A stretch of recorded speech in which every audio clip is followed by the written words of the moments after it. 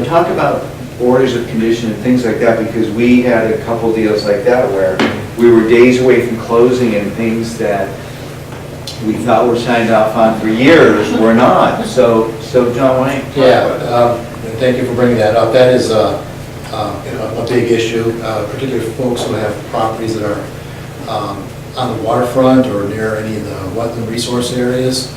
Any work that gets done within any of the wetland jurisdictions require permits from not only building permit if you're doing building, but also from the Conservation Commission. So part of that process requires permits being obtained and order conditions, which allows the work to proceed. But once that work gets completed, you need to obtain a certificate of compliance to close out the process. So what ends up happening is the teeth of the regulations essentially puts encumbrance on the deed as a way of making sure that the work gets completed.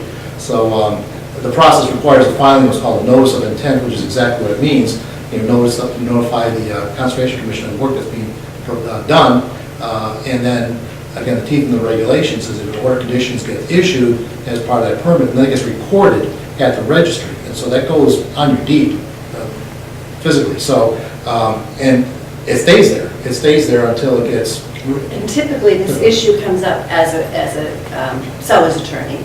I'll get a call. I mean, ideally, it's a few weeks before closing. More likely, it's a few days before closing. And the buyer's attorney will say, "Hey, I got my title back. You know, you've got a mortgage payoff, and oh, there's an open order of conditions from 1983."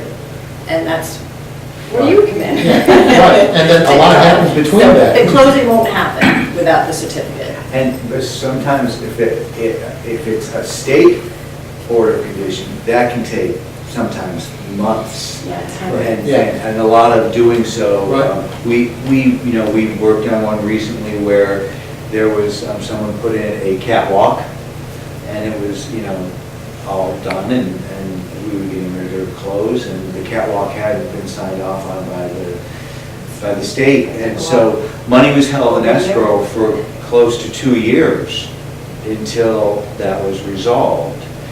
The other thing that can happen is if you do live within an environmentally sensitive area and you cheated and gone a little beyond as far as like maybe a patio or something like that, oftentimes that can come up.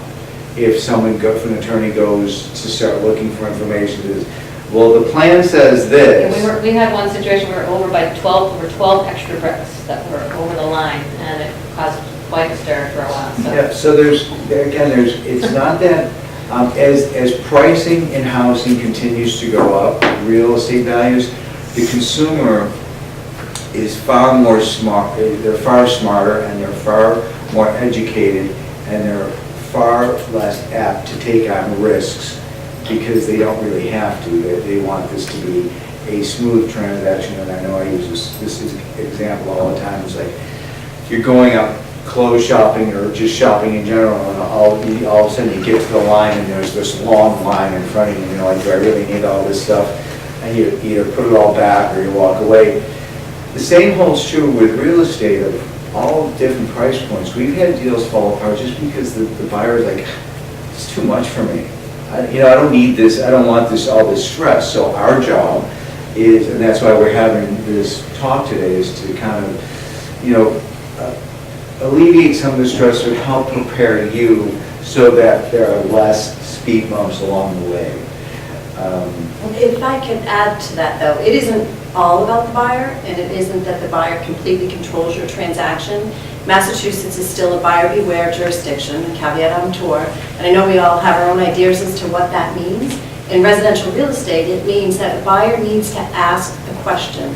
You're not in a position where you're obligated to start disclosing all of this, but it's smart for you prior to listing or once your home is listed to get on it, because John's going to need a lot of time to get that certificate if it needs to be signed off by the state or even locally. There's a lot of times they may require an as-built plan, for instance, or in Tony's example, if things were done differently than was on the plans originally, then it's not in compliance. So that means now you got to go back to the Conservation Commission. You have to reopen the file and then go before the board as well. And they're going to review it.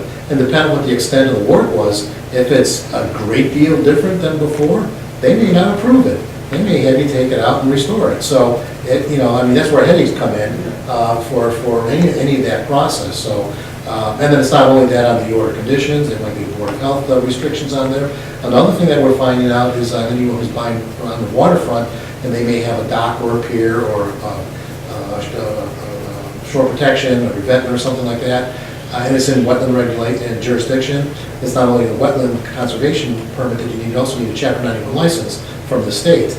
And a lot of those have kind of fallen by the wayside. They don't necessarily get the follow-through that's required. Because often what happens is someone develops a project and they get such a headache to get through, they get all the permits in place, and then it becomes out of sight, out of mind. You get the permit, it gets recorded, the work gets done, and then this might be a year or two later from the time you actually get the approvals and they actually do the work, and then it's done, and then you forget about it, and then it sits there, and then like you were saying, Karen, it goes back 20 years, 30 years sometimes, and it doesn't really rear its ugly head until you're ready to make a real estate transaction, or even if you're just looking to do some kind of title transfer. It could be title transfer within your own estate, right? If you're looking to make a title transfer from you to maybe your children, you change your title, maybe sometimes you might create an estate or something like that, a trust of some sort, that all goes through that. You're going to have a title attorney who's going to review that, and if they're doing their job, it's going to get flagged up on it. So